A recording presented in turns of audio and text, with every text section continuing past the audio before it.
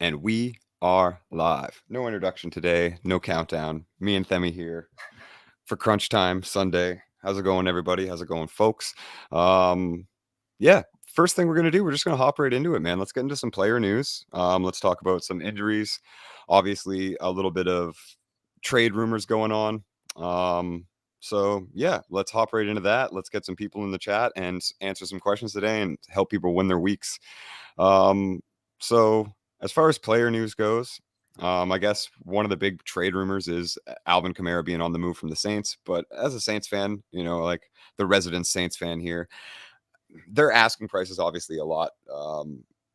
They realize that they bungled those draft picks and they need them back. And I don't think that anybody's really desperate enough to pay for a 27, soon to be 28-year-old running back for the capital that they're asking. They want like CMC level compensation. So I'm pretty sure that's going to be business as forward. It's not the NBA in the NFL trade deadline. We don't see as much like, crazy movement in that sort of sense where teams just throw away a ton of draft capital. You kind of start to see those moves a little bit more in the offseason. But with that big trade rumor being said, I think obviously the Eagles are a landing spot, would affect Miles Sanders pretty heavily. But overall, I just honestly don't really see him on the move. What do you think about that one, Them? I actually just saw a report. It was a Twitter report, so take it lightly, that they're not even fielding offers for him. I don't know if that's like them just saying, "Hey, we didn't get anything, so we're just gonna pretend like like nothing happened." But I Yeah. mean, like you said, the Eagles were highly linked to them, especially recently. I think past like day or two.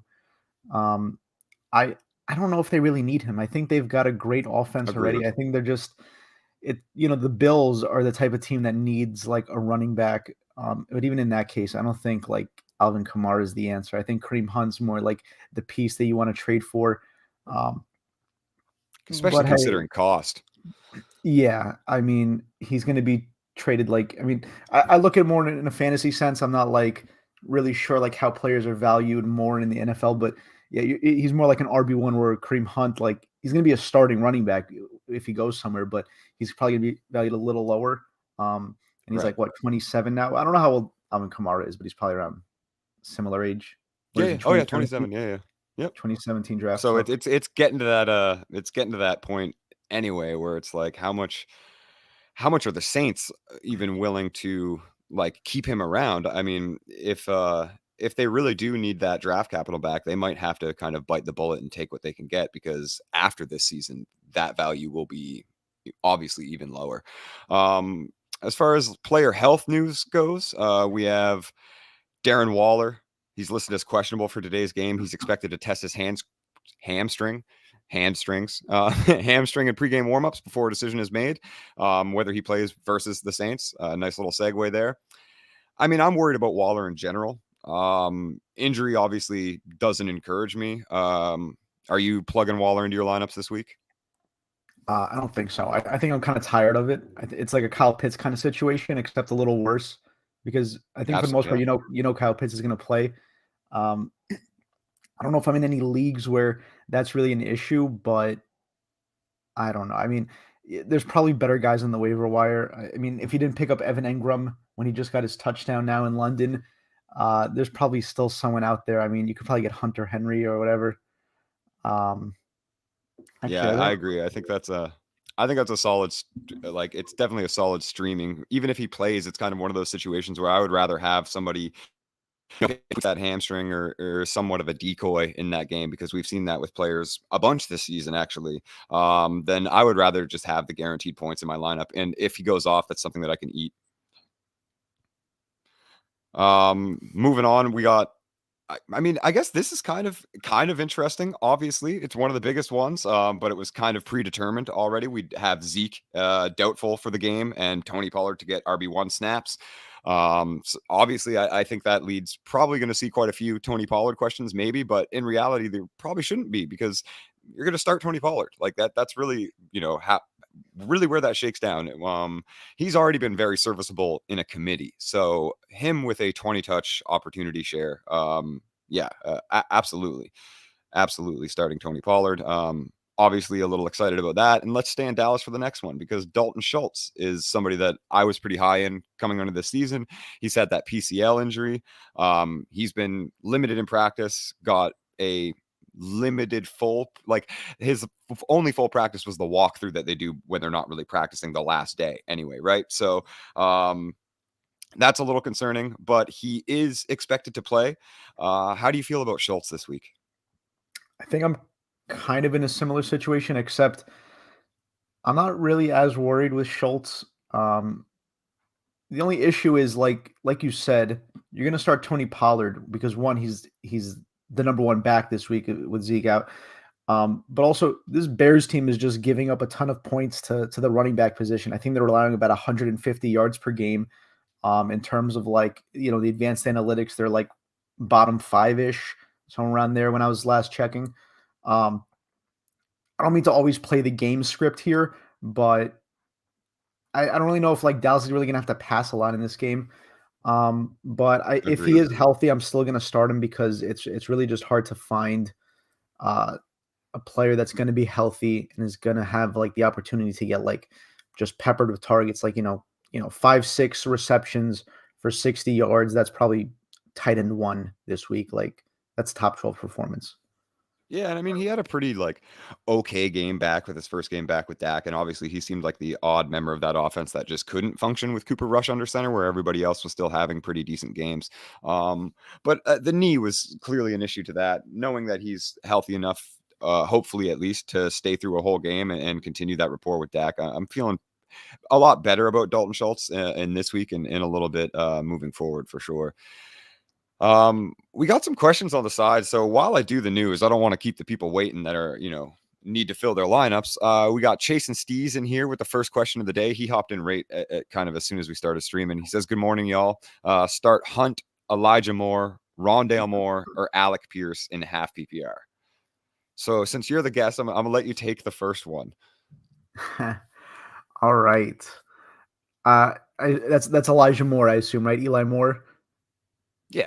I wasn't even aware that he was allowed to play for the Jets anymore. I thought he was just kind of Yeah, he's active. blacklisted from that. I don't have Well, any that was a desire to play him. I Uh, kind of I mean, I kind of like Elijah a little bit as a sleeper, especially with Corey Davis being out. But something really interesting about the game that he did sit out was like Robert Saleh said it wasn't even his exact quote was like, "It's not disciplinary. I don't think it's fair to ask the kid to play football in his current mental state."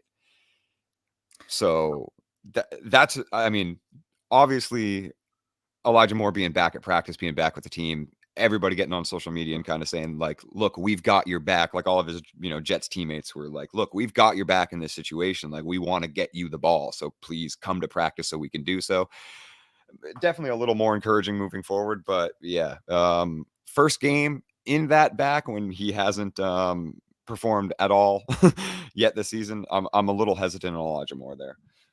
yeah, exactly. I'm not gonna take the risk. I'll bite the bullet because I know someone like Kareem Hunt's probably gonna have a better chance at guaranteed points. I'm just looking at the Broto app right now.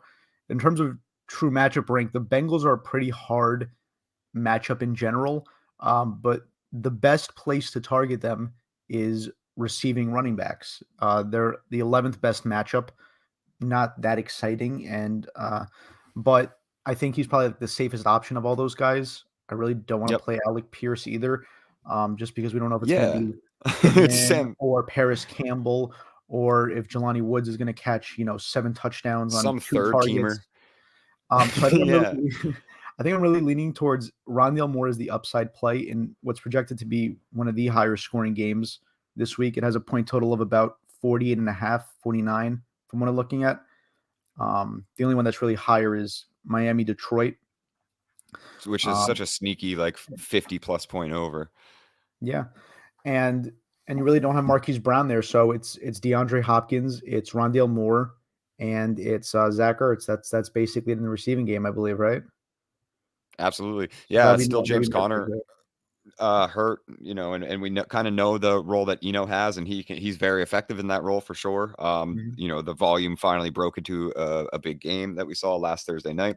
But yeah, I agree with you here. I think you kind of nailed it. It is a little bit of game theory involved in that, where I think Hunt is probably the safest play out of everybody, but I also don't think that he has the touchdown or not the touchdown, just the raw upside that Rondale Yeah. Moore has in a big game. But yeah, I think safe play is Hunt. Alec Pierce with Sam Ellinger is not really where I want to lean for a flex play. So Rondale Moore, Hunt, and if you're a little bit behind, maybe Rondale, yeah. And then I agree. Again, I agree with Femi. I think the Bengals can go up early on this team, which should open up a little bit more receiving work for Kareem Hunt. But we've also kind of seen that role be weirdly diminished. And if he is on the trade block, there might be something to be said about a limited snap share for Kareem Hunt this week. We got Charles Kearney in here right afterwards. He says, "Morning, guys. Happy week 8. Happy week 8 to you as well, Charles." He's got a flex question. It's full PPR. He could start McKissick, Algier, Hines, or Josh Reynolds. Um, Honestly, in this one, with full PPR, like Algier's not catching passes. I'm almost leaning Josh Reynolds here. But with Amon-Ra fully healthy too, that target ceiling could be a little bit lower. But Themi just touched on it. Is that game's got sneaky shootout potential. Tua, Tyreek, and Jalen Waddle are going to be able to put big numbers up against that defense. And Miami's defense isn't that great. Like they're very middling, and especially against the pass. They like to ball hawk, which allows for a lot of big plays on their side of the ball as well, but also some exciting turnovers, obviously. So, that said, I think Reynolds has some tangible upside here. But Algier has had all of the opportunity share in that backfield. Avery Williams, Caleb, Huntley. Huntley have come in and kind of just spelled him on change of pace work and as pass catchers, because Algier definitely doesn't catch passes. I mean, he's a linebacker. He literally played linebacker almost his entire collegiate career. But, I like the scoring total of that Lions Dolphins game. I like the matchup for Josh Reynolds a little bit more than Algier's matchup. So I think that's where I'm going to lean actually is Josh Reynolds in a full PPR matchup. Yeah, I think a big issue with Algier, like you said, is that he's getting the points of Rashad White, who is not the starting running back on his team, and Tyler Algier is getting double-digit rushes every single game except for one, and he's just not getting anything. And it's not the type of offense that's gonna, you know, they're always gonna have high rushing yards because you have Marcus Mariota rushing and barely passing. But then, like you said, you have this trio or whatever they have of running backs. Um, and yeah, there's just no receiving potential. He has 2 targets in his career as a rookie. Right. Um, I'm not going to go with Reynolds here. I think he's the Okay. higher upside play for sure. I think I'm actually going to stick with Naheem Hines. Just this kind of Sam Ellinger's going up against a pretty good defense in the Commanders. I believe they're like 13th in EPA because I just wrote about them. Um, and they're a great matchup against receiving running backs. They're fourth in true matchup rank. And I just think if you're a rookie, he's not a rookie actually. Sorry, he's not a rookie. If you're a young Well, I mean, quarterback he making may your as well first be. start, yeah, exactly. The only issue I have with Hines is that Ellinger kind of likes to show off this like nice deep ball when you see highlights of him. Maybe that's just like selection bias. I haven't seen enough of his stuff. But I think Hines is kind of my guy to get like a solid like 8 to 12 points rather than. But if you really need that upside, go with Reynolds. But I'm going with Hines there. I, I don't like disagree with you. I mean, I'm not still going to stick with my guns, but a Yeah. little bit to that is like Sam Ellinger has attempted 0 pass attempts in his NFL career, but as somebody that obviously scouts a lot of college prospects for dynasty purposes and like strictly for fantasy, like I'm not a NFL scout. These are fantasy scouting numbers, but Ellinger does have a good arm. Like one of the things that kept him actually drafted was the fact that he can chuck. So but that said, again, I don't know how much confidence the Colts really have in that. And he has attempted, 0 pass attempts in 3 separate times of seeing the field in his NFL career. I do think that if the Colts play from behind, or if there's a higher volume of passing that has to be had in that game script, that checkdowns are gonna what wins them the game. And so I you're not wrong with your Naheem Hines take there with Ellinger at quarterback. Tim wants to let you know that you look like you're in a movie, and I would assume that means you're both suave, handsome, and he likes the faded background. Yeah. Does he like the Brodo shirt that I'm repping? Where is it? This is like mirrored. I got the Brodo shirt on. Oh, dude, I honestly should have put mine on as soon as I found you were coming on today. Yeah, but by the way, everybody, welcome Themi to the Crunch Time Sunday. It's his first time on. I'm happy to have him. It's an absolute blast. Big Will says, "Holy moly, Themi is here. Let's go. What a surprise." Boyd says, "Legends." He just woke up, so good morning. And then Big Will comes in with a question. He's got an ugly decision to make. Half PPR. Who do I bench between Drake London? Oh, wow. I missed the last part of my question. And then he goes, Drake London, Garrett Wilson, and George Pickens. So who to bench? Or I would assume if it's bench one, it would be start two, right? London, Garrett Wilson, George Pickens. I actually think that's kind of easy for me.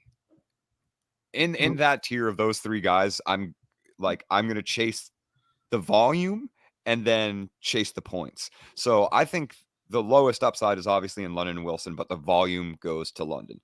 He is every game the number one leader in targets, except for last game when Arthur Smith was like, "Oh, I have a healthy Kyle Pitts, so let me just ruin Drake London's life," and he let Olamide Zaccheaus lead their team in routes run and targets. But other than that, yeah, super low volume. I'm not going to deny it, but Drake London has proven he's got the pop off, and since it is an ugly, kind of an ugly scenario, you know, I do think it's London and George Pickens there. I think Garrett Wilson and Drake London, though, have a similar ceiling because you're chasing exactly what we saw at the beginning of the 2022 year when these two rookies were earning consistent 30% target shares over the first 4 weeks and putting up the numbers to suffice with them. London had those 9 for 99 games, couldn't quite break the 100-yard threshold, but 9 for 99 and a touchdown. And then Garrett Wilson obviously had those two big breakout games back to back. So that's what you're chasing from either one of them. The volume's not on either one of those offenses. Falcons a little bit of a lower volume, but both attempting,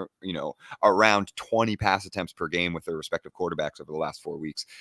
So I'm going to chase the volume in the receiver, knowing that those two guys in whatever volume is had are going to have, the lion's share of the targets, but I do think the upside in points is with Pickens. So I'm going to bench Garrett Wilson here in a tougher matchup, and starting Drake London and George Pickens. Yeah, I think that's a pretty easy answer for me too. I was hoping you would say Wilson because, I mean, it was between him and Pickens, just because Pickens has a tough matchup, in general. But the game script's going to be in their favor. They're like 11-point underdogs, the Steelers, and they're really just starting to feed Pickens at this point. And he's becoming basically sort of a Deontay and Chase hybrid. He's taking Chase's role on the Yes. sideline where he's making those 50-50 catches, and he's making them, which is why they're going to keep throwing to him. And then he's just getting stuff everywhere. So I think Pickens is probably going to be kind of like a low end wide receiver. I don't want to say three, but I want to say two, maybe. Maybe that's a little optimistic. Like wide Um, receiver 26. yeah, That's kind of that. uh, oh, I think you're buffering. Okay, no, you're back. I don't think Go ahead. Zach Wilson's going to be great for these wide receivers, to be honest. I think what Zach Wilson did best was knowing how to use everyone and having Brees Hall to kind of compensate when stuff wasn't really going well. He had that great ground game with him, and then you could also throw to him. He almost had 100 receiving and rushing in the same game a couple weeks back. Now that you've lost him, Zach Wilson's not like a volume kind of thrower. So it's basically, do you want Marcus Mariota, who's going to throw 6 more pass attempts? Like Zach Wilson becomes Marcus Mariota, who can't run as well, who's going to throw 6 more pass attempts, and they're all going to be incomplete. Is that really what you want? Because the last time Zach Wilson attempted more than 26 pass attempts was when they beat the Steelers. He threw 36. He completed 18 of those for only 252 yards. He's thrown 1 touchdown all season. There's just Yep. really no upside with the Jets. They're going to Agreed. start to fall apart now. I mean, this is still a winnable game for sure, and their schedule probably has a lot of winnable games, and they're scrappy and they're young, and they want to win, but he's just not that good this year. He was taking what they were giving to him like a shitty Tom Brady, and I'm just not going to play Garrett Wilson. He might pop off, but I'm not going to take that risk. Yeah, and I mean on the app too, to throw that out there, Drake London and Garrett Wilson have back-to-back 107.7 average rankings with a 50% start each. Like it's literally as dead even as it can possibly get. And Pickens ranks slightly ahead of both of them. So that's exactly I'm so glad that the algorithm agrees with my, predetermined human bias. Because yeah, it's certainly exactly that. There's not much upside in either one of those guys right now, but I'm going to chase a little bit of that, the target volume, and that's kind of why I'm going Pickens, because it is it is a bit of a safer floor recently. I mean, I would rather the 7 points than the 3 or the 2. Um, Boyd's just going off in the chat, so I'm gonna read a little bit of what he's got popping off since we're just hanging out. He says Nyheim Hines is short, and Themi didn't add that to equation. He laughs at 5'7" from his couch. That's taller than me. Having What the hell? having Themi on the show is going to make me troll dangerously. Yeah, we could tell. And then that was the Big Will question came in next. Boyd says he woke up 30 minutes ago and Bick hasn't been in his apartment yet. Got me sitting here looking around like the lips are breathing. Benjamin time today. I agree. I'd like to actually talk about that a little bit. I somebody that I've always been into in dynasty leagues. One of the things that I think can give you just the slightest bit of an advantage in dynasty is by looking at contracts and looking at depth charts. And it really seems super layman, but it is. And you can get a pretty good feel if you just understand, teams only have a certain amount of cap, and you watch where that cap rolls over into whatever year. So I've always really liked, because even after they signed James Conner, that contract only goes to the end of this season. Kyler Murray was due for an extension, which would have put them over the salary cap for a ridiculous amount entering 2023 and 2024, which they now will be. DeAndre still on that contract and obviously declining a little bit. Maybe gets that reworked. But anyway, the whole point of that is, Benjamin's the only running back that they can keep on the roster without reworking everybody's contract throughout the next season. So I felt like he was going to get a little bit of burn, and we saw him kind of share a committee with James Conner. Now that Conner's out, he's receiving a 80% opportunity share, 90% snap share, seeing the pass catching work, seeing pass blocking work. Because I mean, one of the things that got drafted in the first place is that he's a really good pass blocker. So yeah, I think that kid certainly has the talent with an opportunity share like that to continue to put up high end RB2, low end RB1 numbers. And when James Conner comes back, like, this is bad news for James Conner. All of Eno's success and the opportunity share that they are giving him, which they didn't even give James. And I know that they don't have a choice. They don't have a healthy backfield, but they're giving him an opportunity share that they weren't even giving their lead back when everyone was healthy. I think this spells bad news for James Conner moving forward, and it's likely going to be a 60-40-ish split throughout the rest of the season. I mean, I think that's more than I could have ever said about him. I mean, Benjamin, I think he'll still for sure be that top receiving back when James Conner comes back, especially because James Conner is just so so much older and so much more fragile. It might not even be in their best interest to really use him at this point. I mean, get what you can out of him. I don't know how long his contract is, but yeah, he's 20. It'll run through 2023. Okay. Oh, who? James Conner, you mean? James Conner's 20. Yeah. Oh, yeah. No, it's done. He's unrestricted free agent at the end of this season. Yeah. I mean, it's not a lost season because this division is still like within a game or two. But I think you basically just run James Conner into the ground at this point. As sad as it is to say that about running backs, but that's how you get your value out of him. Benjamin. Yeah, no, but I don't think it's Benjamin's been that great, to be honest. Like yeah. he had the one game last week, and before that he hasn't really done a lot of his carries. But perhaps the big workload is what he needed. Absolutely, and like obviously, the dynasty community is going to come down my throat because he's like a day 4 running back What? that I'm in. Yeah. Oh yeah. Pause. But he's a day 3 running back that you probably shouldn't invest anything in, and any return that you can get for I would absolutely suggest that you take that. But as far as like plug and play points go, yeah. Like I definitely think that he's worth a start every time that he's the starter, and will have a role moving forward. And other than that, there's not really much more to say about it. Again, like a day 3 running back that's probably not gonna get re-signed to that team, but will be there next year. And it's not the most exciting option, but it's an option. And I'm starting him for sure this week. And Big Will comes in with a second question to kind of round out what we were just talking about with Garrett Wilson and those options. He says, so since you're saying Wilson should be benched, would you start Khalil Herbert over him in that flex spot?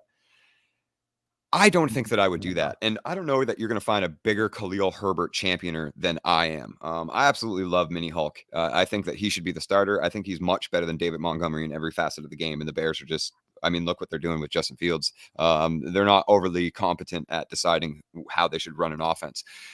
Khalil Herbert's the most talented running back on that team. I don't care. I'm not even talking about it from a fantasy perspective. He does everything in the game better than Monty does. And it's every touch, it's every pass blocking down, it's every reception. He's better than David Montgomery is. That said, he's playing Dallas. He's playing Dallas and is stuck in a committee. So I'm still probably going to lean Garrett Wilson there. I know that it's full PPR too. So similarly, if I think that Khalil Herbert's going to get 65 scrimmage yards and probably not a touchdown in this one, then I think Garrett Wilson could also get, 4 receptions for 25 yards, 3 receptions for 35. You know what I mean? So it's such a similar output of a ceiling that I probably would lean towards the receiver that I know is going to dominate the target share with Corey Davis out. And it's just a slight edge. Even the app doesn't have it at that far of an edge, but certainly the algorithm does favor Garrett Wilson in our start sit tool. So yeah, I mean, it seems a little too obvious, and there might be, a bit of a trap there, and Khalil Herbert just destroys Dallas somehow. But I kind of just don't see that happening. Mika is healthy; he was questionable kind of coming in, but Parsons is healthy. That Dallas defense has looked phenomenal every single game, even against the Eagles. Like they did allow that big play that kind of cost them, but they've looked phenomenal against every team. So Khalil Herbert. It really worries me. That whole offense worries me against Dallas. I'd be surprised if they put up more than 14. Yeah, and Khalil Herbert, he's really profiting off of these big runs that he's pulling off. He's got like these 31-yard rushes that he just, bolts through the offensive line, gets past the defensive line, just like a great hole for him. Um, but to rely on that to happen multiple times to make up for, like you said, something like, I don't know, 3 receptions for 45 yards, which is very, very well possible for Garrett Wilson.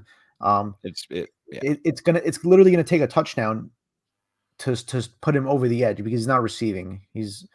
Um, and I do think the Bears offense has been looking much better, much more competent in the Yep. past few weeks. But it is Dallas, like you said. They are probably the top 3 defense in the league. You could probably argue that they're number 1. I won't. I don't care. No. But the fact of the matter is they're one of the best defenses. They're not a great matchup for running backs in general, and they're not a great matchup for anyone. The only 2 teams that really dominated them, or really the only team that really dominated them, was the Eagles, who are by far the best team in the NFC. So, Absolutely. to have Justin Fields beat them, it's any given Sunday, it could happen, but I'm not going to bank on that. That's not where I'm going to, take a shot. Yeah, and in our true matchup rank, they are the 32nd. Like, so they're the worst Okay. possible matchup for running backs. They allow 15.3 points per game, which is minus 23.2% points over average. Only 4.5 points per game to the receiving production of running backs, and 10.8 to the rushing production, which is both negative points over average as well. Like, yeah, the Dallas defense is just dominant against running backs. And one of the things that, to touch on what you said as well, is one of the things that has made Justin Fields so successful is his ability to run, and the fact that the Bears are actually calling bootlegs for him now and actually letting him scramble, where they were, intent on making him a pocket passer and eating sacks and holding onto the ball. Now they're letting him work in time and letting the receivers get open downfield, work in space. So he's not going to be able to do that at that type of success rate against Dallas, which is the number 1 pass rush. That's kind of not debatable right now. They are the number 1 pass rush in the NFL. So yeah, that's going to be really tough. And obviously that kind of just coincides with Khalil Herbert's scoring upside. If Justin Fields isn't moving the ball down the field, then these, Herbert touchdown games that have boosted him above David Montgomery in their points per game are going to be a little more difficult for sure. So yeah, it's Garrett Wilson just for the reception ceiling, because I do see a kind of a similar yardage output and not a touchdown from Khalil Herbert. I just forgot that I could put the questions up. Much Sorry better. about that. Yeah, so let's go with this. Boyd says that's exactly how I feel about Garrett Wilson too. So with that in mind, are we starting him, Brian Robinson, or Jawan Johnson? That's full PPR with half an extra point to PPR for tight ends, tight end premium. Trying to figure out where the line is for Wilson. I mean, Jawan Johnson there. Jawan Johnson. Are you really? Yeah. Okay. Yeah, there's no I Michael like I Thomas. like where Themmy's at. There's no Michael Thomas. There's no Jarvis Landry. It's it's Chris Olave and it's Jawan Johnson, and then yeah, you've got Alvin Kamara and I believe Taysom Hill's still hanging around, right? Yep. I'm looking at the They injury play Vegas, report right which is now. also a pretty decent matchup. Yeah, and I believe this point total is also pretty high. Yeah, 48.5 against the Raiders. The Saints have stayed in games no matter who's at quarterback, but mostly with Andy Dalton for some reason. He just seems to keep that team competitive. Jawan Johnson he got 6 targets against Cincy. He got 5 targets last week. He also had the 2 touchdowns last week, which I don't really care about. I think that you're basically with the point 0.5 tight end premium, you're probably getting about a little more than like Garrett Wilson's average. Like that's probably what you're going to get Right. in a much better matchup. Yeah, I mean, I don't necessarily disagree with you there. I was kind of just plugging it into the app. It's not overly conducive on either side. So I mean, I'm not mad at Jawan Johnson. And one of the things that we have half PPR and full PPR there. So if you look at like kind of Garrett Wilson almost as like a half PPR ceiling and a Jawan Johnson full PPR ceiling, I kind of don't disagree with you there. Brian Robinson's not somebody that I'm interested in starting any week. I was really excited for the comeback game like that, not even from a fantasy perspective, but I've never seen a colder intro video in my entire life in the NFL than Brian Robinson coming out to many men as the last man on the field. It made me a fan of the kid. Like, how could it not? But from a fantasy perspective, I'm still going to be, as incredibly unbiased as possible, and unbiased analytics tell me that that kid's not very good at football. And he doesn't really put up any points, and all of those points are tied into 2 touchdowns. So I'm not mad at that Jawan Johnson. That's honestly like that is one of those lines that it's like you're gambling on the other side. I think the safer play is Garrett Wilson. I really do. But that's kind of there's more upside to be had in that position for Jawan in this game than Garrett Wilson in his position. That's fair enough. I guess we'll find out later, Matt. Yeah, I mean, well, yeah, But you are, duh. but you are the resident Saints Duh, I mean. expert, so maybe you know. No, that's why I'm saying I don't hate it. I do think that you're erring on the side of a little bit of a risk there. Oh, for sure. But Yeah. Past absolutely, results aren't going to indicate future production, especially for exactly. someone like Jawan Johnson, who really hasn't gotten that much work in the past. It just happens that this season is where he's starting to really kind of get it rolling.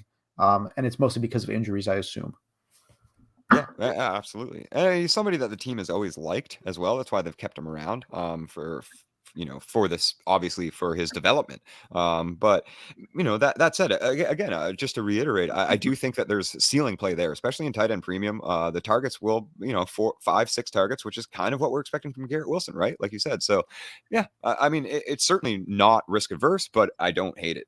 And Boyd follows up with his main decision for the day. He says, PPR with half first down bonus. I like those little boosts. Start 2 of these 4. Jamal Williams, Swift is back. Wan'Dale Robinson, Brian Robinson, and Antonio Gibson. That's pretty interesting. So start 2. I'm starting Wan'Dale and Jamal Williams. Oh, Yes? I No? mean, for sure, I'm starting Wandale. Yeah. Um, I I really don't want to have to start anyone else on here. But Swift It's is the back. name of the game, Themi. Okay. Okay, let's theorize this. Swift is back.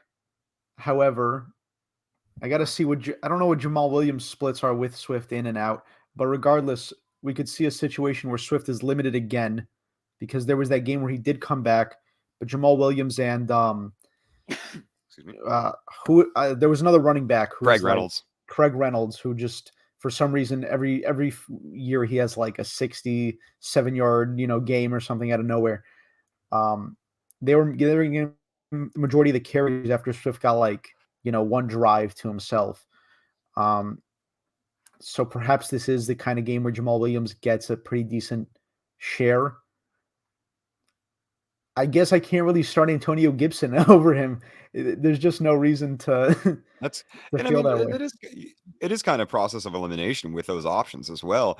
And like, here's the thing with that is Antonio Gibson and Brian Robinson vulture each other. Neither one of them have put up RB1 numbers while they are both in the backfield. Wandale Robinson is the Giants wide receiver one. He's had two very serviceable games in his first two games, and that snap share and route percentage just keeps going up, up, up, up, up. So he's a must start for me at this point. And that said, Jamal Williams has been putting up RB1 numbers in the first 4 weeks when Swift was healthy. Like he was putting up RB1 numbers in a committee and then popped off with RB1 overall in Swift's first game out. Jamal Williams is as serviceable as it comes for a committee running back. Like there's a very few running backs that are, Hub, yeah, Kareem Hunt and Nick Chubb of years past, a little less this season, sure, because, Jacoby Brissett isn't really, the high functioning quarterback that we want to see running that offense. So a little bit of less receiving work for Kareem Hunt, which has been what has helped those two ceilings coincide with each other. But that said, like there's very few running backs that you can genuinely start both of them every single week. And I think you can with Jamal Williams. It's not a super intimidating matchup. And he has been the leading back, even the leading rusher when Swift is healthy. So with Swift's first game back, obviously Swift is somebody that I'm plugging into every single lineups anytime that he's healthy. So yeah, and he says that I didn't even see his follow up. He does say he currently has Jamal and Wandale in there. I think that's who you should stick with, my friend. I think that's who you should stick with. I like that setup. I'm not feeling overly confident about Gibson and Robinson together. I would like Washington just to give their head a shake and make Brian Robinson the goal line back that he is, and let Antonio Gibson do what he does best, and that is be a satellite back on wide open zone blocking schemes, which Ron Rivera loves to call, but he doesn't love to call them for Antonio Gibson for some reason.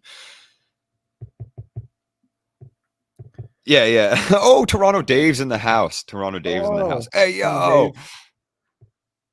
We love Dave. Dave is one of the true legends of the fantasy football community. I must say. And we have Gianluca hopping in, one of the Brodo writers. Check out his rookie series that comes out every week on Brodo. Gianluca's a phenomenal writer. And he's got his pulse on the rookies.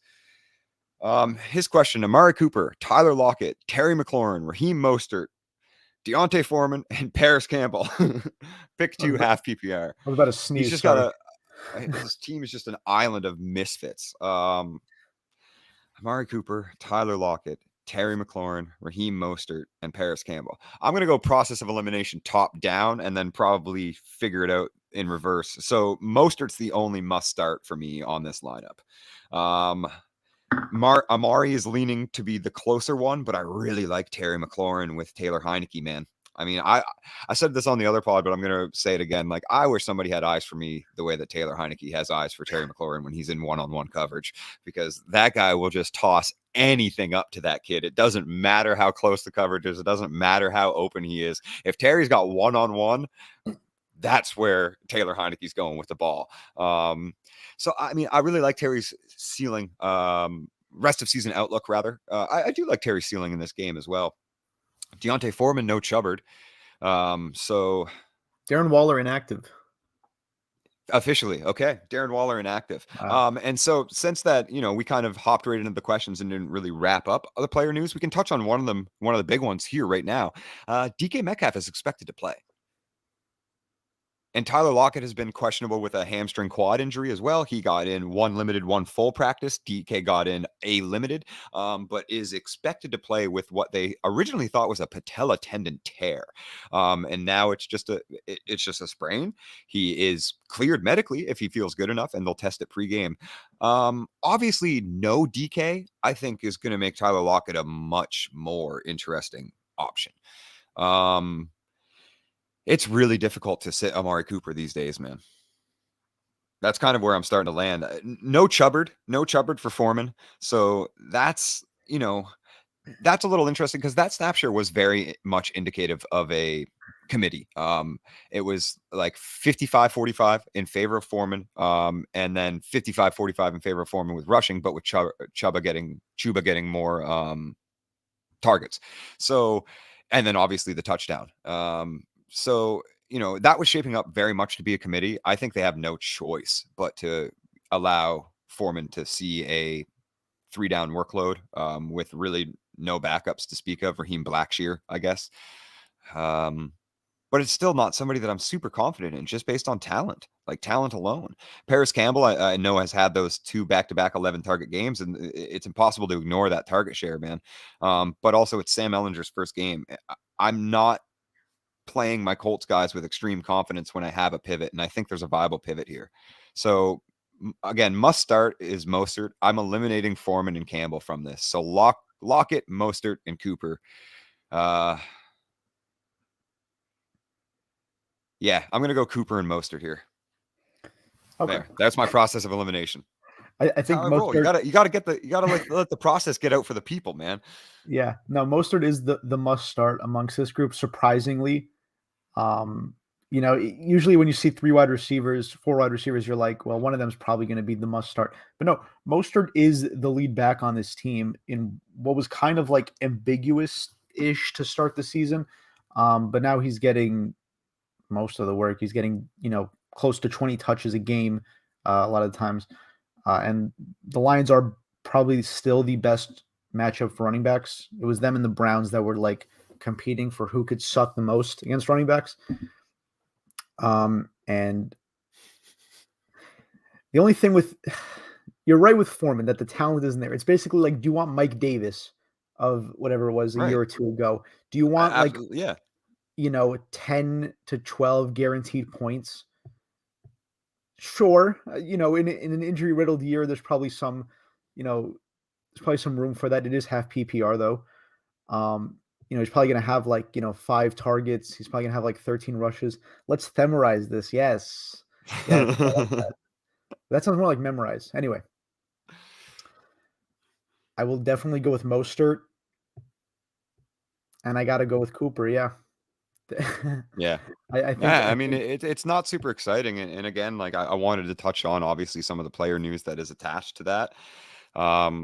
It's very tight for me, I think, between McLaurin and Cooper. I will have Terry a little bit ahead of Lockett this week in my rankings, so it's very tight for me with McLaurin and Cooper. And I know Amari's been up and down, man. He's had the 2 points and the 2 point games and the 30 point games, but that's why he's so hard to bench, like because he really is a week winner when he goes off, and it's not like those targets are really going anywhere. Donovan People-Jones has been seeing a pretty consistent like 6-7 target share, but it's still Amari's like room. He's still the man, and obviously something I can take an L on preseason. I really did not expect Amari Cooper to increase his career target share by 9%. So yeah, I mean, he's hard to start, man, or hard to bench rather. Hard to bench. Boyd, we do need more Tuesday night football. yes. I agree. Any given Tuesday. Um, Dave vouches for Dallas D, and well, he vouches for Boyd, and Dallas D. B Rob intro cold as hell. Yeah, you're damn right, man. That is legit one of the coldest things I've ever seen on a football field. Like, and we're talking about men murdering each other in broad daylight. Like, and that intro was one of the coldest things I've ever seen. Boyd appreciates us confirming his priors because he was also benching B Rob. He says I'm 7-0 and the guy I'm playing is 6-1. Very close game, so that matchup should be juicy. I'm with the Wilson and Jawan combo. Yeah, man. I mean, there's no denying a bit of that risk upside there. But again, like there's risk in just playing Garrett Wilson on that Jets offense these days. We got Alex Scholl in here. First question of him for the day. He says Malik or Andrew Dalton.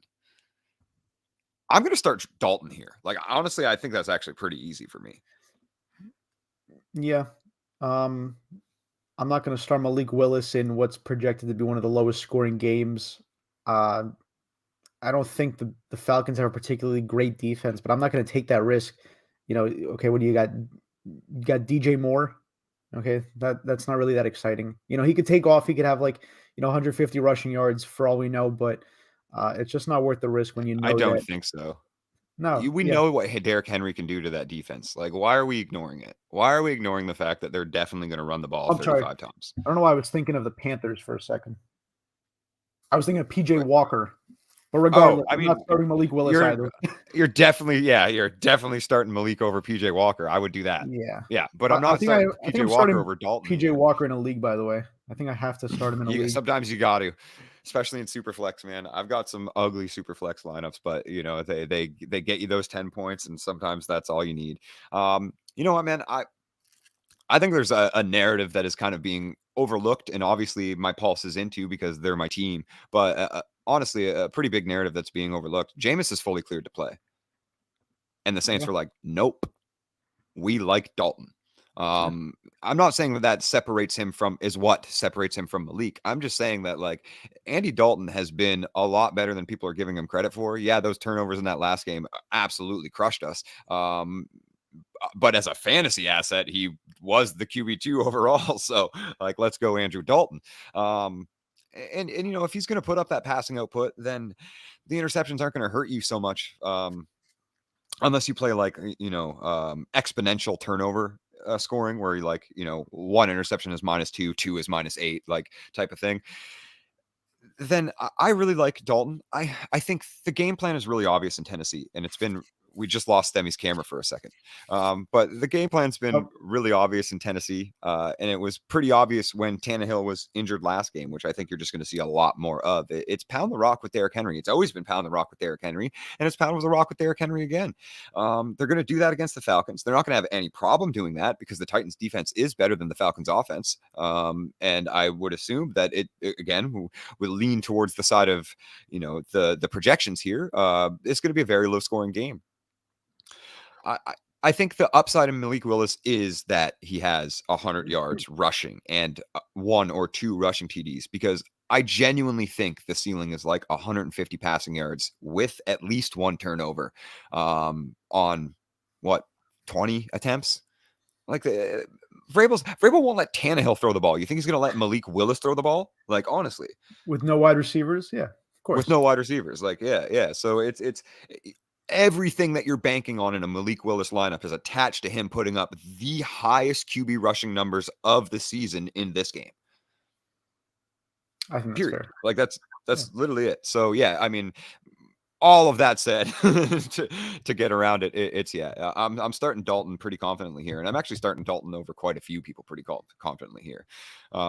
Yeah, no problem there. Mitchell Evans hopping in. He needs to start one of these four in his flex spot. He's got Monty, Garrett Wilson, Elijah Moore, Alec Pierce, and he wants to mention his half PPR. Whew, that is rough. I'm not gonna lie. I'm sure he knows that I shouldn't have rubbed that in.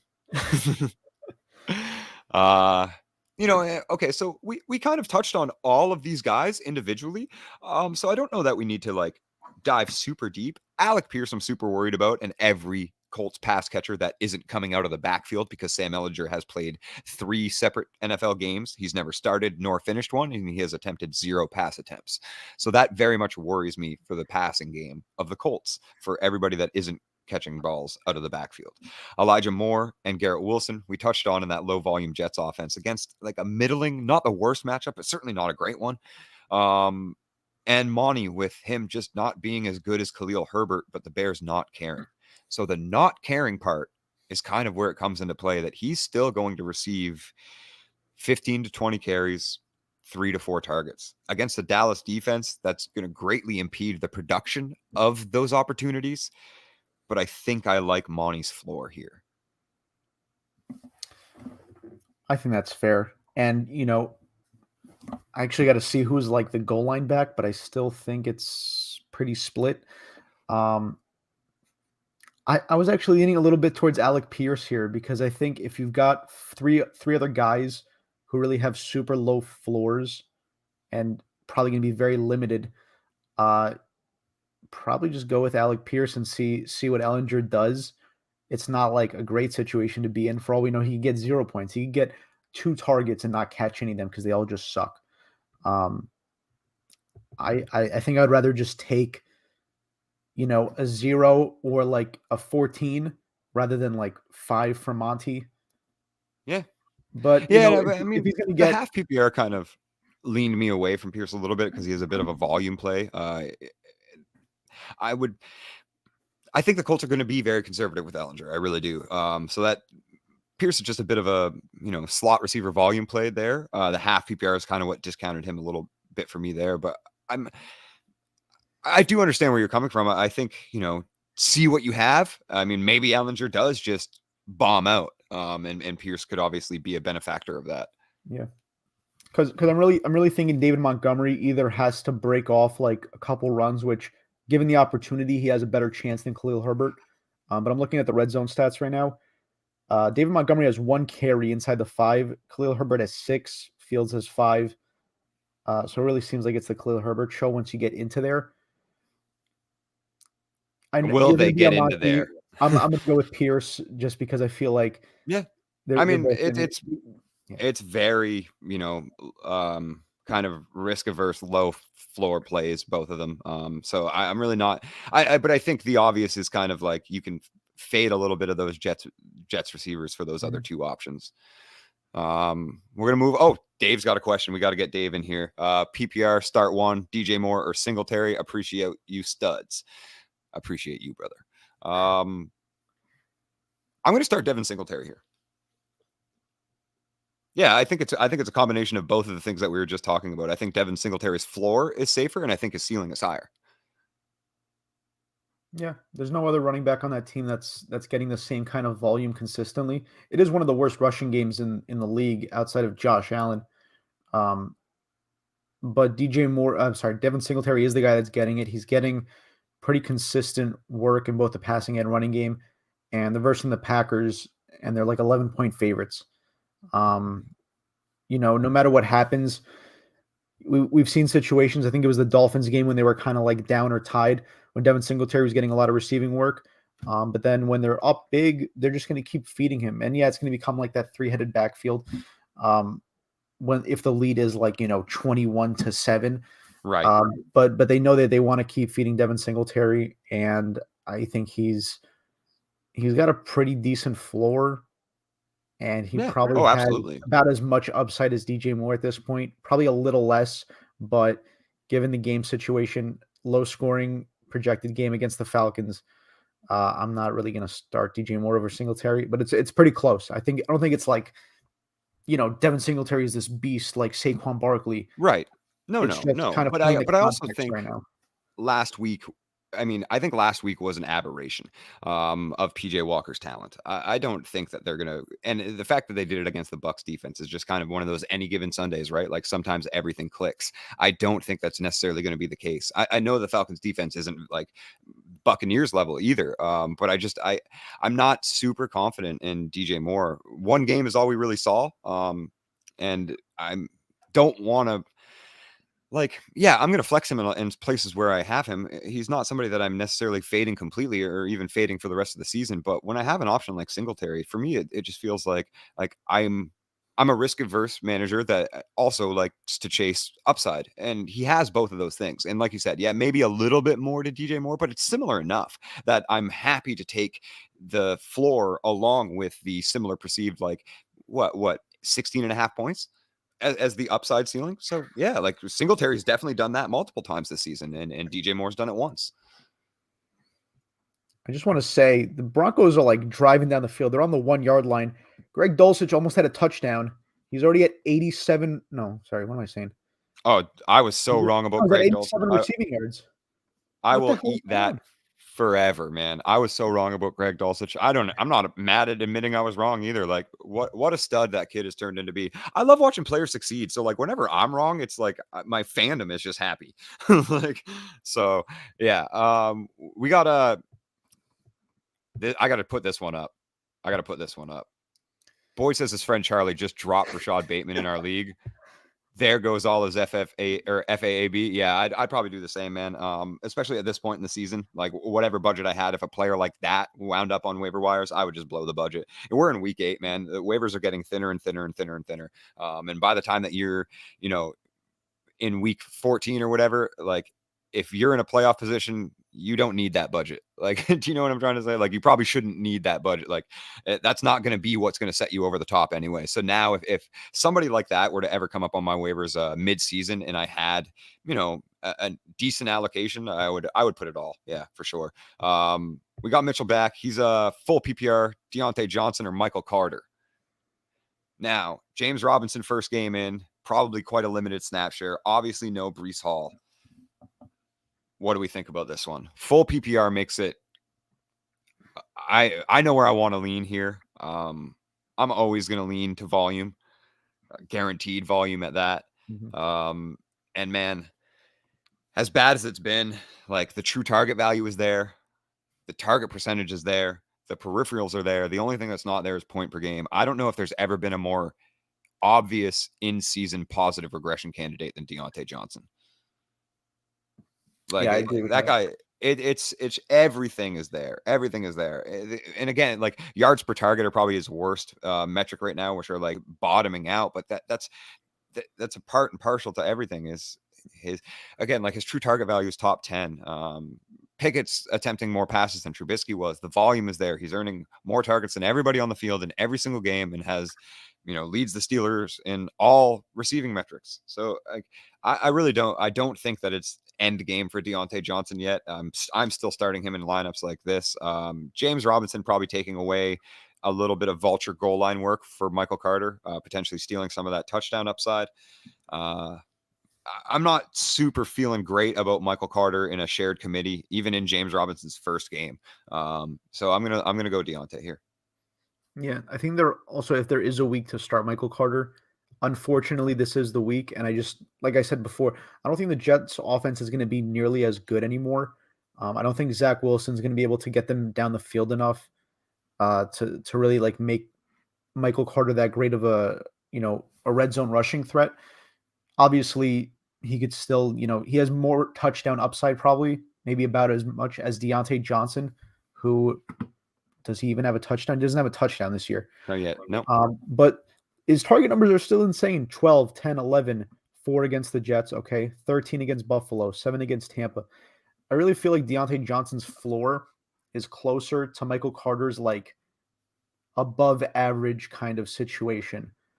And, it's not like that great of a matchup against Philly, but that the game script is projected to be heavily against them. They're going to be forced to pass. We could see like dump offs to like Najee or whatever, but I really feel like the Steelers are going to want to just keep, fighting, because that's what they always do. And, we could see George Pickens and Deontay Johnson just get by based on receptions and receiving yards. It doesn't have to be touchdowns. It could be a 28 to, 7 game, or 28 to 10 game, or way worse than that. And then you still see like Deontay 6 receptions for 86 yards, and, George Pickens 4 receptions for like, 84 yards, or some stupid Yeah. line like that. But that's just what happens. That's how the offense is basically. Right. How are we feeling about DK Boyd? Not good.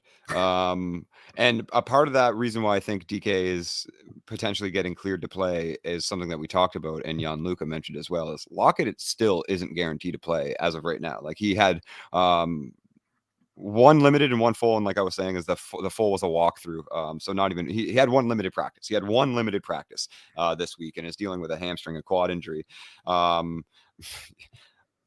Or should I say he's not locketed into play yet. So yeah, I'm not feeling great about DK. I feel a little better about Lockett, even with a soft tissue injury. But that injury was severe enough to get him carted off the field, and it is a patella sprain. It's a serious sprain, but it's just not one that can keep him out of the game. I think DK will be very limited. His route tree is already very limited. Yeah, that's kind of where I stand on that. Not feeling great. Do Big you Will like back. He's Marquise got a. Goodwin though?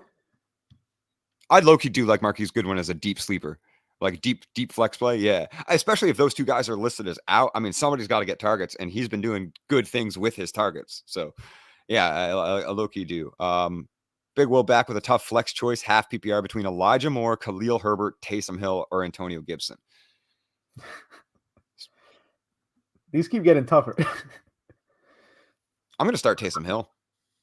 Really? Yeah. Is that because he's the type of player who is eventually gonna have that game where he has like, 3 touchdowns, like that kind of situation? Because that's basically what he is. He's hit or miss. He's about as hit Right. and miss as you can possibly get. Yeah, absolutely. But I mean, maybe the best and safest option would probably be Antonio Gibson in this situation, maybe Elijah Moore for a bit of an increased target ceiling. I like the upside of Taysom Hill. I like the things that, not necessarily the things, but he's had a much more stable opportunity share. It is still pretty minimal, obviously, in gadget plays and stuff, but it's been really stable with Dalton under center. It's 2 to 3 pass attempts a game and 6 rushing attempts. Like that's Taysom's had that literally almost every single game that Dalton's been active. And no targets, which is funny that he's listed as a tight end. But that is, you know, knowing that opportunity share is as solid as it is, and I know it's crazy that like I'm talking about a very small opportunity share and saying that it actually presents more upside than these other guys that are established roles in their offenses. It's not like Taysom's role isn't established, but knowing that opportunity share is as solidified as it is, and that those plays are always going to get run in high weighted situations for Taysom, like Themi already said it, but it's true. It's the breaking of the levee. Like eventually it is just going to pop off, and it has popped off a couple times, and there has been a little bit even more of a stable, like 8-9 points per game, because those plays are there. Yes, it's all routed in touchdowns, and that's he's not going to put up tight end one overall numbers without them, but I don't hate Taysom as a play here, especially I know it's a flex. So this is where I like the chase upside a little bit more when my other places in my lineup are a little more solid. I think that's fair enough. I'm looking at Taysom Hill's half PPR points. He's gone from 14.8 to 1.4, then to 8.1, then to 34.1 when he had those 3 touchdowns. He's actually got a sneakily solid floor that doesn't really pop That's what I out was saying. when Yeah. you look at the stats, because he's getting about 5 rushes per game, and he really only went off when he had the big touchdowns. And yeah, he only has 2 targets all season. I think it's fair to say that Taysom Hill is much better than someone like Khalil Herbert for sure. Probably better than Elijah Moore. I'm going to go with Antonio Gibson here, though. I said that's probably where the safety is. Yeah. I think Antonio Gibson is, well, he's definitely going to get more opportunities, whether or not the Commanders want Brian Robinson to be the lead back, because Antonio Gibson keeps getting opportunities. He had 10 rushes, he had 4 targets last week, he had a touchdown. Even though he's not getting like a full workload like he really deserves in this offense, um, his role in the receiving game is pretty solid. He's getting 4 targets per game basically. He's getting the double-digit rushes except for 2 games really. Um, I think you're getting a better level of safety with Antonio Gibson, but obviously the absolute ceiling is so much higher with Taysom Hill because, like you said, when they do use him, it's very much so in those situations where they want to like break off for a score. But I just personally don't want to take that risk unless you're projected to lose by 30, and you're like, you know what, There, Hail yep, Mary. that's some strategy to play into it too. Exactly, and I mean, you know what? Like, not to say that we are not helpful in this situation. But honestly, like a lot of the time, you can just look at your platform and who is projected to score more and use that as a pretty good baseline. I like to use that basically coupled with over unders and of course the Broto Fantasy Start Sit tool. Those 3 things. That's how I make all my lineup decisions. Yep. And then these episodes of Crunch Time are so that I can explain those game theories out and where I like to take risks and where I think these certain plays are maybe present a little more upside into your lineup, but are kind of overlooked by some of those tools.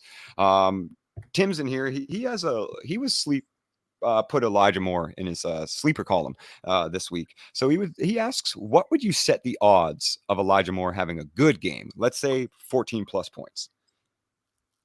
So let's call it no touchdowns, right? Mhm. We'll make it PPR. So let's just make an easy projection of 7 for 70. What are the odds he goes 7 for 70, 50 or 5 for 100? Interestingly enough, he hasn't done that all season. Exactly. I'm not trying It to, I does, know Tim's a Jets fan. That's why I'm trying. it doesn't mean that he can't, because you know things happen, things change. But I will note that it just hasn't happened. But he has had great target numbers. Every once in a while, he had 7 against Baltimore. He had 9 against Cincy. But otherwise, he's not used that much. And with Zach Wilson, I don't think that volume is going to really stay high because once Wilson came back, he's had four targets, and then zero against Green Bay when he really wasn't, actually playing. Um, If you gave me plus money at like plus 300, I'd probably take it. I don't know if I would take that. I would probably need way more than that. All right, so there you go, Tim. But That's let's see how I was trying plus to even be EV nice this with my is. odds. I'll look up how plus EV it is while you pull up the next question. All right, that sounds good. Yeah, yeah, yeah. Mitch back in. I appreciate you, Mitch. Keep them coming, brother. Keep them coming. Full PPR, Schultz or Higby? Ooh, man. I mean, so I'm just gonna go right into that one. I think Higby's target ceiling is incredible. Obviously, he's been a huge part of that offense, but there's a big narrative to why that target share has dropped off, and they lost their left tackle. Something Tim touched on and kind of brought to my attention in one of the previous protopods that we did throughout the week. Ever since that their subsidiary left tackle has played, Higby's blocking snaps have gone through the roof and are essentially like leading the league over those last 2 weeks. So he's being like the de facto chipper on that left side, so that Stafford has more time to pass. Obviously, you're not running routes and catching targets when you're pass blocking. That said, like the role that he has in that offense, when they can get Stafford protection, is undeniable. One of the highest target ceilings for tight ends in the league right now. I do love the rapport that Schultz showed with Dak Prescott in his first game back after essentially kind of being phased out of the game plan with Cooper Rush, hyper targeting CeeDee Lamb, Noah Brown. Um, you know, he was and dealing with an injury of his own. He just wasn't really a functioning member of that offense, so to speak. But then first game back with Dak, 6 targets, 6 receptions, 49 yards. So you feel good about stuff like that. Like obviously Dak has eyes for him. He turned him into a top 12 tight end in points per game in 2 consecutive seasons. So yeah, Prescott and Schultz have a rapport, and that is something that is tangible in fantasy football. I'm slightly leaning towards Schultz because I know that Bears matchup is one of the friendliest for the tight end position. I think you bring up a really good point that's sort of underrated when it comes to things like blocking. I know you were saying that it was talked about on the podcast, but that's something that's not immediately obvious because if I were to just look at Tyler Higbee, I would see that he played 78% of snaps against Carolina, and he had 2 targets. So, it may seem like he's just not part of the offense anymore, but like you said, he's had to take on that pass blocking role. And this is not the matchup where Stafford is necessarily going to not be pressured. The 49ers are one of the best teams when it comes to pass rushing. They're getting sacks. I think they're probably number one in sacks if I looked it up, or high up there along with the Cowboys. And I just don't think this is a situation where you want to roll the dice and say, hey, maybe this is the time when variance says that the 49ers just don't manage to get much pressure off. I think you kind of just roll with what's been happening, with what is happening, and then just go with Schultz because, it's sort of like a George Kittle situation, like a light George Kittle situation where, yeah, George Kittle has like games where he just randomly goes off, but they kind of just need him there. They, you're either getting 2 points on a lucky reception, or you're getting 150 yards and 2 touchdowns out of nowhere, and the odds of that happening are like really tiny. It's when you're Right. not going to start him that it's going to happen. Right. And by the way, Absolutely.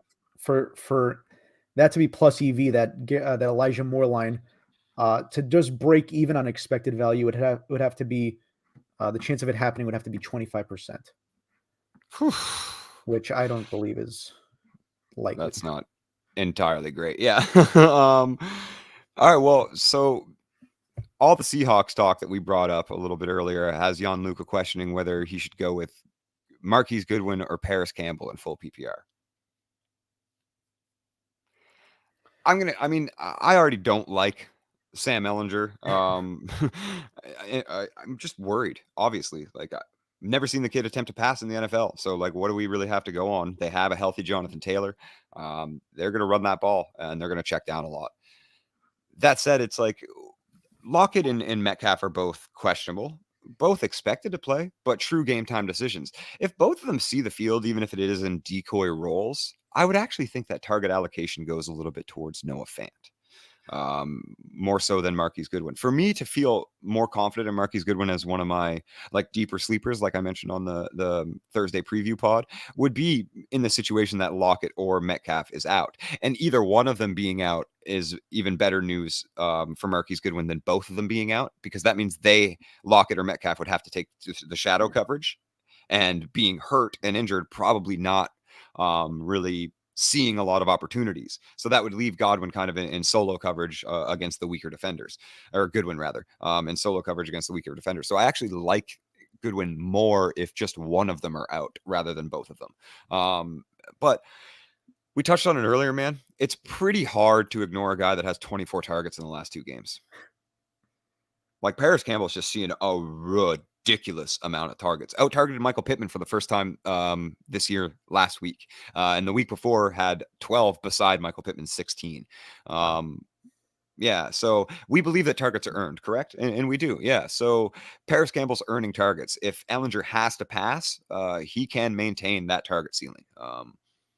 I think I like Paris Campbell as a bit of a safer play over that, because we don't know about the Metcalf and Lockett situation. And again, it's like I want to feel really confident in Goodwin. And I obviously don't hope for injury on anybody, but I'm just saying you want to see one of those guys out and not both of them. The good thing about this is that both of these games are played in the afternoon slate. So what you can do is, if you see that, Tyler Lockett or DK Metcalf is ruled out, play Goodwin.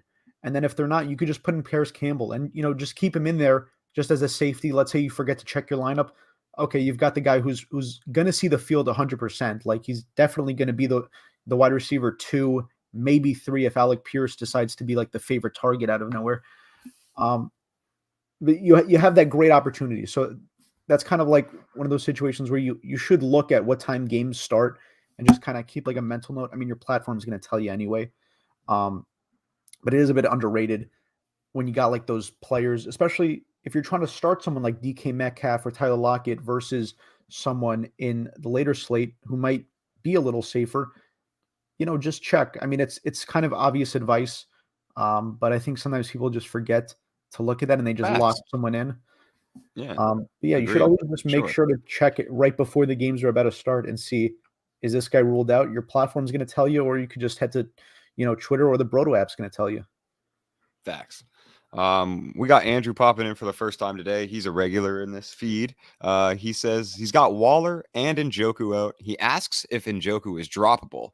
And who do y'all like as a stream this week? Harrison Bryant from the Browns, who would replace Njoku, or Noah Fant? I accidentally kind of touched on this earlier. I like Noah Fant as a streamer this week. Sans a DK Metcalf, Tyler Lockett are injured, both of them limited shadow covers. Yeah, I kind of like Noah Fant, knowing that both of those guys were limited in practice. The game plan isn't necessarily tailored to them because they didn't get to see those reps in practice. I do like Noah Fant as a streamer over Harrison Bryant this week. Harrison Bryant is not what David Njoku was. David Njoku was the Browns slot receiver. He played 85% of their slot snaps. He was their slot receiver, and was running 85 routes on the season. Like that, yeah, absolutely. So 85% of the routes, sorry, on the season. That's not what Harrison, like, he's a real tight end. He's a kind of a blocking pseudo specialist, can catch screens and barrel some dudes over. George Kittle-esque, obviously, but like not as good after the catch type of role that he'll have. Where we've seen Noah Fant finally start to get acclimated to that offense, receive over 5 targets in 3 consecutive games, start to be the number 1 leading tight end in snaps and routes run, where it was randomly like Will Dissly and Colby Parkinson before that. But it's been Noah Fant since, for enough of a sample size. 3 games is a trend, enough of a sample size that you can feel confident about it moving forward. And knowing that offense is banged up the way that they are. Yep, Kenny Walker show for sure. Don't doubt that. But pass catching work, I think Noah Fant has some tangible upside here. That said, I hope that you have an IR. I don't think Njoku is droppable. No. Unless you have to He's drop one of them to pick up one of these guys, and you have to start a tight end. And you have to start a tight end. Yes. Yeah. If that's the case, then yeah, sometimes you have to make those, sacrifices, because you need points. And if you're chasing for a playoff spot, like, you got to do what you got to do. Points for 5 weeks are better than none, right? So Njoku's expected out for another 4 or 5 weeks. So yeah, in that situation, you may have to. I would hope that your IR is a little bit deep enough to kind of keep him there as a stash. Or maybe there's somebody lower level on your roster that's not really you're able to plug in because you have too many running backs or you have too many good wide receivers. So these guys are just lower level flexes that you never start anyway. But yeah, I don't see him as droppable, and I rate him like very highly as an asset in Dynasty for those that come here for that type of advice. Yeah, David Njoku is essentially the team's wide receiver too. Two, Him, yeah, him and exactly. Donovan Peoples Jones are tied in targets with 42. They have 18% target share. There's no other wide receiver who's getting that. David Bell's at 4.5%. Ugh. Anthony Schwartz is at 5.3 for some reason. And then the running backs, even Kareem Hunt's not getting that big of a target share. He has 19, while Nick Chubb has 14. And it's really just the tight ends after that. But while Harrison Bryant does have the next like big target share at 10.4%, I agree he's not necessarily the type of player that you want to plug in this week, unless you really want 4 points and then banking on a touchdown. Yeah, yeah, agreed. Big Will back with another tough one, man. Like Will's got Michael Pittman, who he's listened to me hate on Sam Ellinger this entire episode. Curtis Samuel or Hunter Renfro. As much Ellinger hate as I have, I mean, I can't bench Michael Pittman over those two options. It kind of is just as simple as that. I can't bench a guy that earns double-digit targets every single time he's on the field. Yeah, and I don't think Renfro even like deserves to be in this conversation at this point. It's really Low Devontae key Adams. not. You're right. Yeah, low key not. It's And I Devontae mean, Adams, Mac and Hollins too. well, Mac Hollins is beginning most of his work just because Renfro is out, but he's probably emerged into like actually a legit target that's competing with Renfro for that target share. That's what I mean. Yeah, yeah, that's my point. Because I mean, Uh, that's what's happened over the last 2 games that Renfro's been back. yeah. And Curtis Samuel is the guy that's going to get like peppered with the targets, but his A dot has been like really low all season. He does get a pretty good amount of red zone work. And this game is, it's like pretty even in terms of these teams, surprisingly, like how good they are. But I just don't think that you want like Washington to be the team that you bank on to, get like that kind of work, because by the end of it, like Michael Pittman's probably going to have more targets, more receptions, and more like yards per reception than Curtis Samuel. Curtis Samuel's, more guaranteed for that work, but it's not going to be high quality. It'll probably be a little, Taylor Heineke's not that bad. He's not like terrible, but he's like not great. And Curtis Samuel is really just like that safe kind of play, whereas Pittman offers much more safety, in my opinion, and he offers significantly higher ceiling because Samuel never was that like ceiling guy. It was Jahan Dotson, and then it was Diami Brown when Jahan Dotson got hurt, because those were the guys getting the deep touchdown, passes basically. Right. Right. Yeah. So I mean, while we're here too, there's a few guys that I always like to touch on these episodes. You can find them in the sleepers and bust column for Broto Fantasy, which we drop every Friday. Kind of like we pick one sleeper at every position, essentially a guy that is perennially underranked or underranked for that week, and expect him to obviously outproduce those rankings and finish in the tier above. And then a guy, essentially the inverse, that is ranked too highly and would probably drop below. One of the guys that I have to bring up, and surprisingly didn't see any questions asked, so maybe the changing of the guard in the perception is finally happening, is Daniel Jones, aka Danny Dimes, aka Vanilla Vic on Twitter, aka the discount Konami King.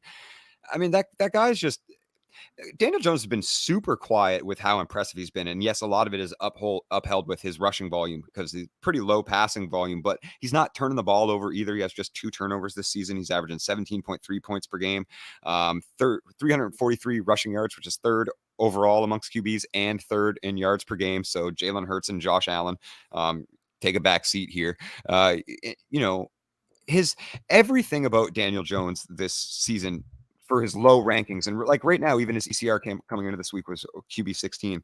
Everything about it just rooted in anchoring bias. Like he is not the greatest quarterback of all time? Has he had very bad years in the past? Yes. Was Brian Daboll ever there? No. Was he turning the ball over a lot? Yes. Is he doing that now? No. So Daniel Jones, the upside with him has always been the fact that he is a very, very sneaky good rusher and maintains a solid production floor because of his rushing. So any added passing volume on top of that, that's the Konami code, right? Like that's what we mean by that. So before, the added passing volume with Daniel Jones was actually a detriment because he was leading the league in turnovers. Now he has 2 turnovers to 7 touchdowns and 3 on the ground.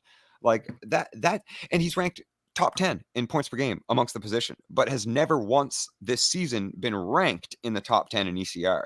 Like I'm kind of over it. Like guys like Tom Brady, guys like Aaron Rodgers, you're looking at Malik Willis, you're looking at like Mac Jones, the Taylor Heineke's, the none of them. Like no, you're starting Daniel Jones. In fact, Yep. you should be trading Aaron Rodgers and Tom Brady 1-1 for guys like Daniel Jones. You really should be. Like I don't care how the sausage is made. I care that it comes cooked on my plate. Like, and Daniel Jones is cooking right now, man. I don't care how he gets the points. I don't care if it's ugly and he can only complete 15 passes for 178 yards and a touchdown. Like, it doesn't bother me at all when he's putting up 17-3 per game, has 3 QB1 finishes this season, and is perennially a streamer with a rostership under like 70% in 1 QB leagues. Like, what are we even doing? Why is a top 10 quarterback on waiver wires? Yeah, it's not that surprising that the regime in Buffalo that turned Josh Allen into what he is, took all his talents and made took the best parts of him and like showed him how to use it properly, is doing the same with Daniel Jones, who we knew was a great rusher, like you said. Um, there's a lot of times where that kind of regime change comes in. The same thing happened with the Bears, and it's been taking a while to really take off. But with the Giants, it's like been immediately obvious. And that's why, like you said, it's so surprising that people are kind of slow to really accept the change. He's not going to be Josh Allen by the end of it, but they have no wide receivers. Like, who is it? It's Wan'Dale Robinson. Bellinger's out because his eye was like poked and it's bleeding and it's destroyed. His Um, orbital bone is like shattered. He needs yeah. surgery to fix his So face. He's gonna get like 5 plates put into his face. Like having such a phenomenal rookie season for a tight end too, man. That one really, like, fantasy dynasty aside, like that one hurts. Just a guy that everybody kind of underrated. The Giants took a shot on, and then he just stepped up immediately and started performing as like everybody knew he was the number one target because they were throwing to Darius Slayton and like nobody. Richie Even James. before, obviously, Richie James, and obviously even before Wandale has only played 2 games, he's been hurt the entire season. So Belly had just been like cruising and cooking and maintaining, and snaps were going up, routes were going up, and the targets were staying with the continued progression of it too. 5 targets to 6 targets to 7 to 8 to 80 yards receiving to 2 touchdowns. Like, yeah, definitely a huge disappointment. But we're here. It's the Halloween weekend. I got to ask you, what's your number one Halloween candy? And then Halloween candy that you could live without for the rest of your life. Oh, I haven't had Halloween candy in a while, which is just candy, Yeah, obviously. I know. Yeah. Well, Um, I literally would like only eat candy on Halloween, but yeah. yeah, I don't. You know what's weird? One time I went trick or treating. This woman gave me a pear. Like, what's wrong with What? you? A pear, the fruit. Yeah, I know what a pear is. Yeah, Like I heard she you. was, she was handing out pears. I mean, it's healthier than candy, I That's guess. wax, But son. yeah. Anyway, Yeah, but pears are my just like favorite, trash. my favorite Halloween candy. I think I'm still gonna stick with something we were talking about in the chat. I just love Kit Kat. I think it's so like Fire. it's so simple, so light. I was never big into like that like nougat caramel like stuff. Like I'd eat Twix, I'd eat Snickers, but like, bro, that's great. And Crunch is underrated, by the way. Crunch is Oh, one of my Crunch favorites. bars, I would underrated for steal sure. everyone's Crunch for free. Like that was Super the thing. underrated. And then one that I could live without, I guess Mounds. Who the hell eats Mounds? Like the almond things? Yeah, like Yeah, what? I think that's Bro, what it is. if you're putting like mini mounds in my trick or treat bag, I'm about to slap a human. About to slap a human, and another this is a little bit of a weak segue, I would say, but certainly, how we close out the show is got to go check out the Broto Fantasy by Football app. Got to go check out all the articles that we got on there. Got to go check out the Sleepers Bust series, which we did do Halloween candy as Sleepers and Busts this week as well, alongside with our top favorite plays. And of course, before we leave, I'm gonna drop a little bit of a rant. I don't know who the fuck invented candy corn or who thinks that is edible. It is the most disgusting, nonsensical, stupid candy that has ever been created. Like, candy corn's all fine and dandy if you enjoy the taste of freeze-dried styrofoam and the pastime of picking boiled, refined, and artificially dyed sugar out of your teeth. Like, what are we even doing here, man? Like, somehow, some way, they figured out a way to make vegetables even more unappealing. Like, bravo, you incompetent cretins. Fucking hate candy corn. You think you're so bold for hating candy corn, as if it's not the same regurgitated bullshit argument that you hear every year. It's not that bad. It's fine. It's legitimately terrible. You know what I loved? We would have bake sales at school, and the Halloween ones were the best because you'd get like little like plastic rings with spiders, but they sold these like bags of, it was like basically like a glove like that you would wear at a hospital. Oh my god, your like whole thing is dark now. Jeez. My light just went out, but we still got decent glow from the computer. And they would put candy corn as like the fingertips, and then they would fill with popcorn. Those were cool, and I would love Okay. it. I mean, I like the novelty of that. I'm not gonna lie. We need more bake sales. We need bake sales again for like adults. Facts. Well, Themi, it was great having you here, man. I really appreciate Be it. here. We're gonna have you on again. Always a good time. Check us out every Sunday. Follow us. Where can they find you on Twitter or on any social media? At Gridiron Greek. There we go. Follow Themi at Gridiron Greek. Follow me at PsychWardFF, Twitter, Instagram, wherever you like to go for fantasy football content. Follow the app at FF by Brodo on Twitter. The content stream at Brodo Fantasy for the podcast and all the article drops. Our boys, of course, shout them out at Brodo FF Mike, at Brodo FF Casanova, at Brodo FF Jason, and at Brodo FF Tim. The owners, the founders, the love, the heart blood of this thing. And thank you to everybody for tuning in. Thanks to all the Patreons at Brodo Fantasy or patreon.com/Brodo Fantasy that help keep the lights on, keep this laptop running even when the lights go out. So thank you all, everybody. Head over to the Patreon for as little as $3 a month. You can get everything you need to dominate fantasy, and certainly download the app.